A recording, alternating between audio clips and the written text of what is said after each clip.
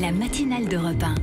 Nikos Aliagas. Arrivons-nous en bout de suspense. Selon vos informations, Jean-Michel Apathy, le nom du successeur de Gérard Collomb au ministère de l'Intérieur devrait être connu aujourd'hui. Aujourd'hui, le remaniement, c'est aujourd'hui, c'est ce que disaient hier soir plusieurs gynécologues gouvernementaux, parce que cet accouchement, on l'attend quand même depuis un petit moment. C'est de la maïeutique macronienne, là. Voilà, c'est ça. Mais c'est aujourd'hui, c'est-à-dire que la liste des ministres sortants est prête, la liste des personnalités entrantes est prête, et donc il faut l'annoncer. Alors, les interlocuteurs d'hier soir disaient probablement cet après-midi, puisque le Premier ministre est en province ce matin, probablement cet après-midi, au plus tard demain matin, mais tout est prêt pour que ça soit cet après-midi. Alors je ne peux pas vous donner l'heure précise, mais on va dire cet après-midi. Et si vous comptez sur moi, Nikos, pour vous donner le nom du successeur de Gérard Collomb, eh bien, je ne vous le dirai pas. Je ne vous dirai pas que ce sera Christophe Castaner, épaulé par le sarkozyste Frédéric Pechnard. En tout cas, Nicolas Sarkozy a beaucoup mouillé la chemise auprès d'Emmanuel Macron pour que Pechnard soit dans l'équipe. Alors on verra tout ça, mais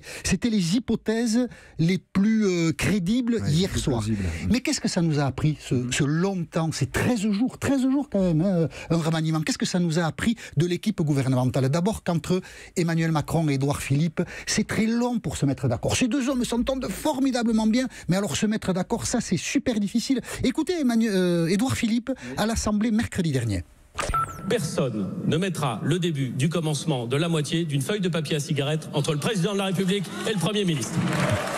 Le début de la moitié du tiers d'une feuille de papier à cigarette, personne ne la mettra. Ben non, il se la met tout seul. Et puis, c'est plutôt du papier buvard que du papier à cigarette. Ça risque de laisser des traces pour la suite. La deuxième information, c'est qu'il a été très difficile, et je ne sais pas si ça a été fait finalement, de trouver un successeur à Françoise Nyssen. Plusieurs personnalités sollicitées ont refusé parce que c'est trop dur d'entrer en politique. Et la Haute Autorité pour la transparence de la vie publique a décommandé ou recommandé plutôt au gouvernement de ne pas nommer telle ou telle personne au motif qu'il pourrait y avoir des conflits d'intérêts. Évidemment, quelqu'un qui avait vécu toute sa vie dans le monde de la culture, connaît beaucoup de gens dans le monde de la culture, donc des conflits d'intérêts potentiels. Si on vit dans la méfiance, il y en a tout le temps. Il y en aura. Mais si on nomme un pâtissier ou un fleuriste à la culture, alors on n'aura plus de problème. Enfin, on tourne quand même pas très bien, hein. La tête ne va pas toujours très bien. Et puis le troisième enseignement de ce remaniement ou de cette absence de remaniement, c'est qu'il devait donner un second souffle à l'action gouvernementale. Eh bien, vu les difficultés d'accouchement, le second souffle risque d'être un peu court. Rendez-vous cet après-midi, et si ne se passe rien cet après-midi, ben je ne viens pas demain matin. Ben si, vous serez toujours là. Vous dites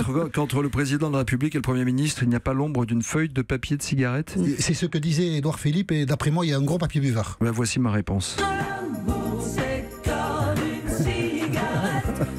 Ça vous va? C'est très bien, c'est très bien.